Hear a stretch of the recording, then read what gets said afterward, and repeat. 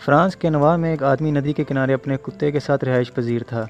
एक दिन नदी के किनारे एक बच्ची खेलती हुई नदी में जा गिरी। खुशकिस्मती से इस वक्त वो कुत्ता भी वहीं मौजूद था। इसने बच्ची को डूबते देखकर फ़ौरन नदी में छलांग लगा दी और बच्ची को नदी के किनारे तक लाया। कुत्ते की ये वफादारी देखकर इस बच्ची के बाप ने कुत्ते की खूब खातिरदारी की और कुत्ते के लिए बहुत सी बीफ स्टिक खरीद लाया। इस वाक़े के कुछ अरसे बाद बच्चों का नदी में गिरने के हादसात में बहुत इजाफा हो गया और हर बार ये कुत्ता ही बच्चों को बचाता, जिस वजह से ये कुत्ता बहुत मशहूर हो गया और हर बार कुत्ते को खाने के लिए कुछ ना कुछ नया मिलता रहता। लेकिन इस कुत्ते की हकीकत तब खुली जब नदी के पास मौजूद एक शख्स ने हैरत अंगेज सीन देखा। वो देखता है कि कुत्ता नदी के पास खेलते बच्चों में से एक बच्चे को धक्का देकर नदी में गिरा देता है और फिर खुद नदी में कूदकर इसे बचा लाता है। इस वाक़े के बाद कुत्ते की खूब धुलाई होती है, जिसके बाद बच्चों का नदी में गिरने के वाक़यात भी ख़त्म हो जाते हैं। वो कहते हैं ना कि पेट की आग बुझाने के लिए बहुत से पापड़ बेलने पड़ते हैं।